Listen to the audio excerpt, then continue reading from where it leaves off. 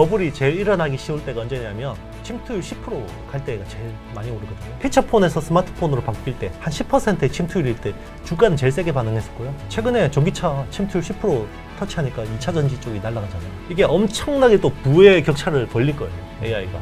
미리 대응하고 한 사람과 이거를 외면한 사람들의 격차는 이게 향후 몇 년 뒤에는 엄청나게 벌어질 거예요. 그러니까 이 영상 보시는 분들은 기회를 잡으시는 거죠.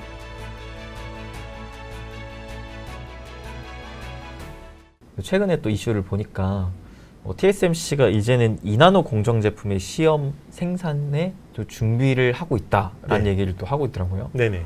이게 사실 이 나노 공정, 전공정 관련된 기술 발전이 어느 정도는 이제 한계에 부딪히지 않았냐라는 사람들의 인식이 있던 찰나였는데 네. 이런 와중에 2나노라고? 네. 라고 하는 좀 생각이 또 들었거든요. 네.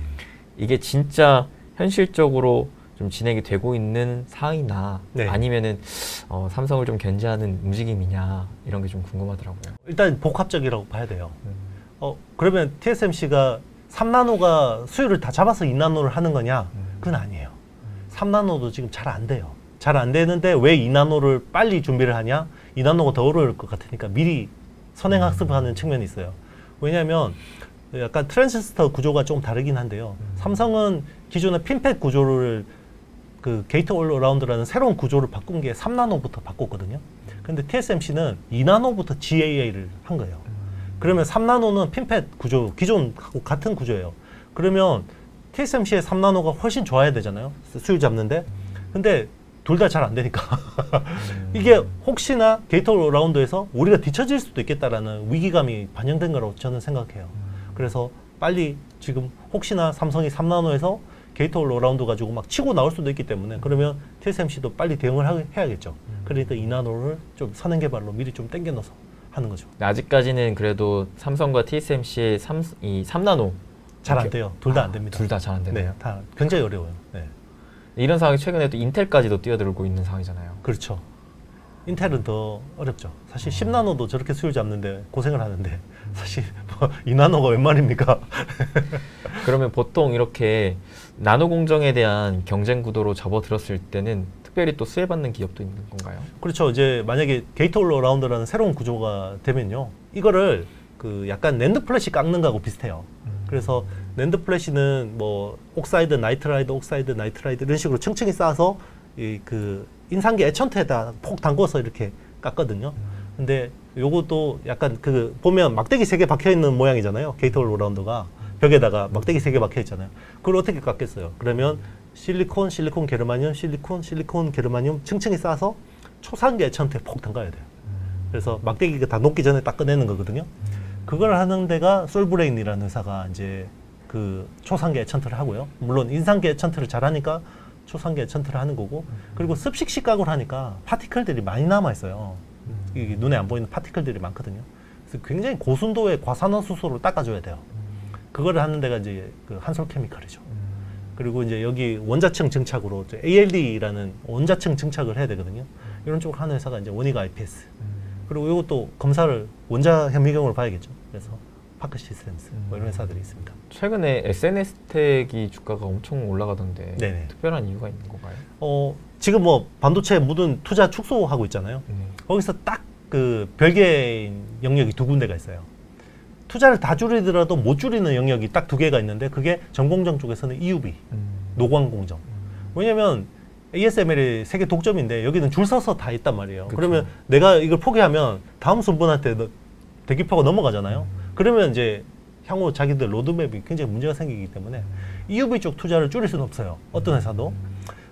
그리고 이제 또 투자가 줄지 않고 있는 쪽이 어드밴스드 패키징이라는 이제는 막 그 뭐 칩넷이라든지 뭐 헤테로지니어스라고 해서 이종 집적 반도체라는 이런 쪽 영역들이 이제는 패키징이 너무 어렵잖아요. 그래서 첨단 패키징 쪽은 투자를 줄일 수가 없어요. 그래서 막 그런 쪽은 또 AI나 이런 쪽이 또 수요도 많기 때문에 그 2개 영역이 그래서 최근에 보면 주가 흐름이 제일 좋죠. 그래서 EUV 쪽에서 있는 서플라이 체인 중에 제일 주가가 셌던 게 SNS텍. 그리고 어드밴스드 패키징 쪽에서 주가가 셌던 게 한미반도체. 이렇게 보면 되는 거죠. SNS텍은 이제 EUV 쪽에서 그 마스크라는 게 있어요. 이게 마스크에다가 빛을 쏴서 웨이퍼에다가 축소 그 사진 현상을 하는 거거든요. 스태퍼라고 하는데 요거를 하는 그때 마스크를 하는 건 아니에요. 마스크는 호야라는 일본 업체가 하는데 요 마스크가 한 장에 10억이거든요. 그러니까 이게 UV에 닿으면 빨리빨리 상하고 그리고 파티클이 엉겨 붙으면 이게 막 수율이 안 좋아져요. 그래서 요거를 약간 보호 필름 같은 걸 깔거든요. 그게 펠리클이라는 건데 그 펠리클을 하는 게 SNS텍이죠. 그래서 그 펠리클 기술이 되게 어려워요. 근데 네. 최근에 SNS텍이 요게 잘 돼가지고 삼성 쪽에도 들어가는데 TSMC 쪽도 지금 막 움직임이 있으니까 주가가 셌던 거죠. 그러면 대표님께서 네. 지금 어찌됐든 반도체 업황이 바닥을 찍고 네. 이제 상승기로 전환되고 있는 국면인데 그래서 한 차례 종목군들이 쫙 말씀하셨다시피 순환매가 돌면서 움직여주고 있잖아요. 네네. 이런 상황에 유독 얘는 왜 이렇게 아직 못 올랐지? 네. 라고 하는 애가 있다면요? 동진 세미캠 좀 괜찮아요. 동진 세미캠이 이제 EUV용 PR을 하거든요. 그러면 EUV 쪽 서플라이 체인 중에서 제일 덜 오른 게 동진 세미캠이라고 생각이 들고요. 그리고 이제 전공정 쪽에서 굉장히 중요한 독점 장비를 하는 회사가 있어요. 이게 고압수소 어닐링 쪽을 하는 이제 HPSP. 그런 회사들은 밸류는 비싸요. 아직. 뭐 사실 동진 세미캠은 아직까지 밸류 매력이 충분하고 HPSP는 좀 비싼데 얘는 멀티플을 더 받을 수 있다라고 보고 있고요.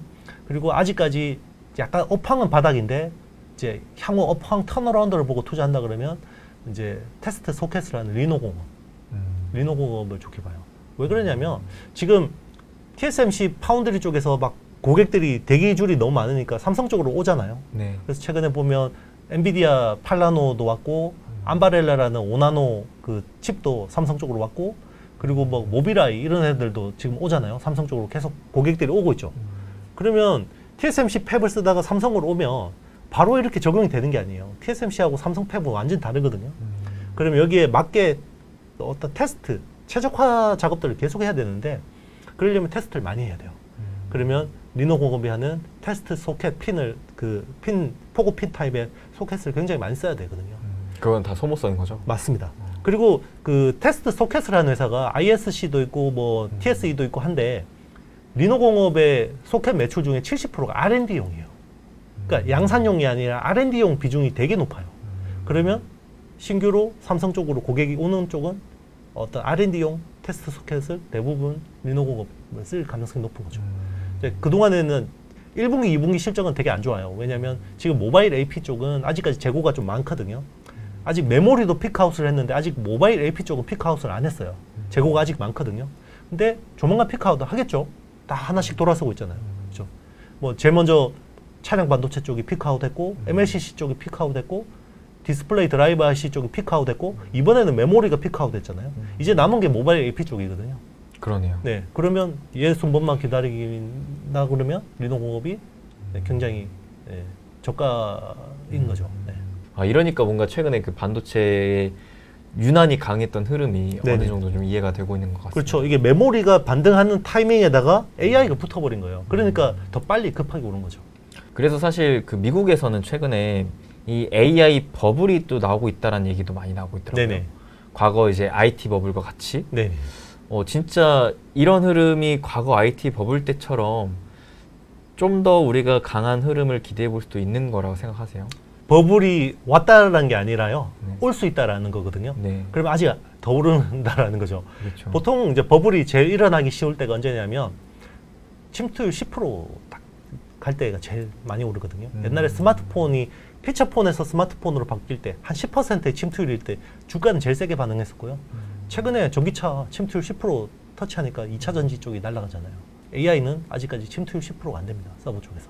네. 지금 혹시 몇 퍼센트 정도 될까요? 지금 서버 전체에서 한 5에서 7% 정도 비중될 거예요. 네.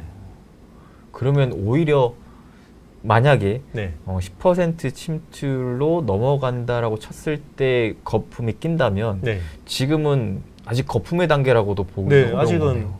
엔비디아 개별적으로 보면 거품일 수도 있는데요. 이쪽 아직 그 테마 섹터 쪽은 아직까지는 아닙니다.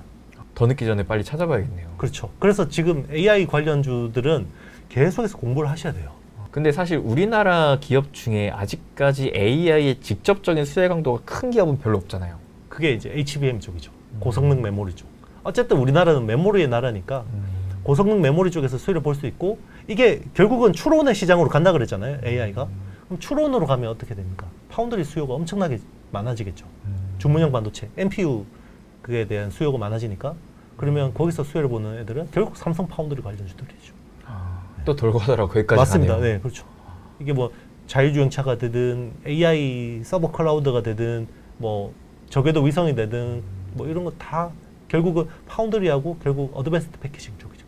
거기에 또 스토리를 엮어보자면 삼성의 또 300조 투자 움직임까지 맞습니다. 같이 또 수혜를 곁들여서 볼 수가 있기 때문에 그렇죠. 여러모로 확실히 삼성 파운드리 쪽이 그렇죠. 맛있어 보이네요. 그렇죠. 그게 결국 우리나라가 가야 될 미래죠. 이번에 샘 알트먼 그 오픈 AI CEO 왔잖아요. 그리고 네. 윤석열 대통령 만났잖아요. 우리가 해야 될 게 뭡니까? 그러니까 대통령님 반도체 더 열심히 하십시오. 라고 이야기했었고 이전 정부 문재인 대통령 때 그때 그 손정희 회장이 왔었잖아요. 네. 만나서 뭐라고 했을까? 대통령님 AI입니다. 아 맞아요. 네. 그게 올해 완전히 점화가 되고 있네요. 그렇죠. 그러니까 이게 사람들은 이 미래라는 걸 이야기를 하면 이게 미래가 안 올 것 같다라고 생각하는데 우리도 모르게 스며들고 있는 거예요.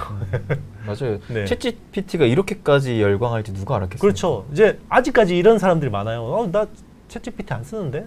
야 이번에 삼성에서 그 챗GPT 못 쓰겠어.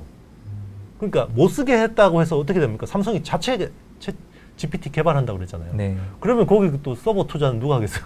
삼성이 하겠죠. 네. 그러니까 그렇게 이제 볼 필요는 없는 거예요. 네. 그 흐름은 가는 거예요. 그 방향대로. 네. 더 늦기 전에 AI 공부보다 빡세게 해야 될 것 네, 같습니다. 그렇죠. 그리고 이제 사실 반도체라는 게 단기적으로는 오버슈팅일 수 있는데 이게 이 사이클이 이제 초입이에요. 상승 사이클 초입인데 지금이라도 사야 됩니까? 라고 이야기하는 게 이게 사실은 뭐라고 대답해야 될지 모르겠어요. 그렇잖아요. 지금 샀다가 물릴 수는 있어요. 근데 물려야 되죠.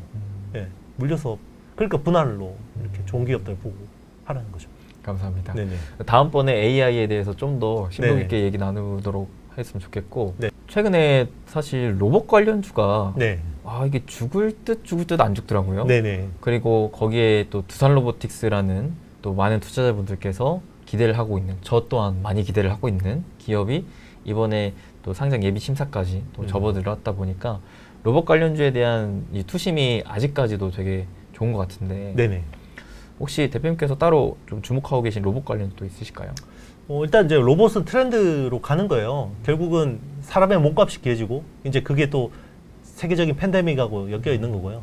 과거에도 그랬었거든요. 이렇게 큰 팬데믹이 일어나면 사람의 몸값이 귀해지죠. 아픈 사람이 많아지니까 일할 사람이 줄고 그러면 이제 항상 몸값이 귀해지고 인플레이션이 발생하면 이 코스트를 낮추기 위해서는 기업들은 뭐 컨베이어 벨트라든지 뭐 이런 식으로 자동화 투자를 할 수밖에 없고 이번에도 그런 맥락이라고 봐야 되는 거예요. 그래서 뭐 지금은 치킨을 로봇이 튀기고 네, 뭐 이런 것들이 바리스타 로봇이 나오고 그리고 여의도 국밥집 가면 로봇이 배달하고 이런 것들이 이제 우리도 모르게 서서히 바뀐단 말이에요. 이제 그런 트렌드로 가는 건데 다만 주가는 너무 과하게 반영했다가 빠지다가 이렇게 되는 거죠. 그렇지만 이제 지금 뭐 굉장히 뭐 비싸져 있는 로봇들 뭐 레이버 로보틱스나 로보티즈나 뉴로메카나 이런 회사들을 좀 이야기하고 싶지는 않아요. 사실은 여기 오시는 분들은 굉장히 또 롱텀으로 투자하시는 분들이 많고 단기 매매하시는 분들은 별로 없잖아요. 네. 그러다 보니까 좀 롱텀으로 보자 그러면 결국 이제 로봇 관련주들은 이미 밸류가 싼 게 별로 없어요. 그러면 여기에 이제 핵심적인 부품을 공급하는 감속기 이런 쪽에 이제 국산화 이슈가 있는 SPG 같은 회사들. SPG도 싸지도 않아요. 사실은 제가 지난 방송에 여기 출연했을 때 시총이 거의 뭐 3천억이었는데 지금 2배 이상 올랐거든요. 그래도 상대적으로 로봇주 중에 못 오른 게 그 SPG 같은 회사들이라고 봐야 되는 거고요. 그리고 뭐 반도체 사업을 하면서 약간 신사업으로 로봇 하는 회사들이 있어요. 그게 대표적인 게 제우스. 제우스는 반도체 세정 장비를 하는 회사인데 로봇 사업 비중이 그래도 20% 가까이 되고 있거든요. 네. 근데 로봇주로 인정을 못 받고 있죠. 그래서 언젠가는 인정받을 수 있다고 생각으로 뭐 나쁘지 않다고 보고 있고 그리고 러셀이라는 회사도 있어요. 네네. 러셀이라는 회사는 이제 그 반도체 200mm 팹에 들어가는 이제 그런 장비들 리퍼빗이라고 그러죠. 이제 약간 유지 보수해서 다시 뭐 증착 장비 쪽을 주로 하긴 하는데 그게 주력인데 이제 로봇 사업을 신규 사업을 해서 하니까 그런 회사들은 아직까지 밸류 매력이 있거든요. 네. 확실히 로봇도 기존에는 단순 반복 업무 위주의 즉 하드웨어 위주의 이제 발전이 있었다면은 점차 소프트웨어 쪽으로도 더 많이 발전되어 온 것 같아요. 그 왜 그런지 아세요? 중요한 게 지금 그게 AI하고 연결돼 있기 때문에 그런 것 같습니다. 네, 그렇죠. 우리가 그동안에 로봇이라 그러면 단순히 우리의 근육을 대체해주는 쪽으로 이야기를 했잖아요. 우리의 몸 쓰는 거 대체해주는 걸로. 그렇죠. 지금은 정신을 쓰는 것까지 대체해주잖아요. 그런 것들이 AI하고 로봇이 융합이 되면 네, 물론 우리의 일자리는 줄어들겠지만 거기 관련된 기업들은 엄청나게 성장할 수밖에 없겠죠. 네. 그래서 저도 이제 그런 생각을 해봤을 때 로봇을 앞으로는 하드웨어보다도 소프트웨어 쪽으로 좀 더 관심을 가져보는 게 좋겠다라는 생각을 가져봤거든요. 그렇죠. 근데 대표적으로 로봇의 소프트웨어라고 봤을 때는 AI가 또 대표적이고, 맞습니다. AI를 하려면 또 반도체고, 맞습니다. 이렇게 연결이 지어지다 보니까, 그렇죠. 그러면 이제 반도체도 하면서도 로봇도 하는 기업들은 뭐가 있을까? 또 이러한 또 생각들을 가져보게 됐었는데, 이제 아까도 대표님께서 그런 얘기를 해주셔가지고, 그렇죠. 네, 그런 기업들 좀 더 공부해봐도 되겠다라는 생각이 들었습니다. 이게 미래를 볼 때 저는 항상 이제 지난 영상에도 말씀드렸지만 CPND 이게 네 가지를 되게 중요한 키워드로 보거든요.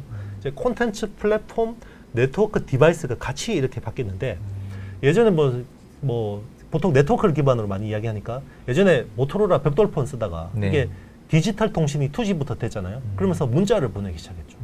그리고 3G가 되면서 사진을 보내기 시작하면서 페이스북, 싸이월드라는 플랫폼들이 뜨기 시작했고, 그죠? 그리고 이게 스마트폰이라는 새로운 디바이스가 태동할 수 있는 계기가 됐고, 4G가 되면서 통신 속도가 빨라지니까 실시간으로 영상 스트리밍을 할 수 있는 거죠. 그쵸. 그래서 유튜브라든지 넷플릭스 같은 이런 새로운 플랫폼이 떴고, 그리고 5G가 되면서 통신 속도가 더 빨라지니까, 그죠? 메타버스라는 플랫폼이 새로 나왔고, 디바이스 쪽에서 뭐가 나왔냐면 자율주행, 로봇, UAM 같은 새로운 메타버스, XR, 이번에 애플의 뭐 비전 프로 같은 거, 그렇죠.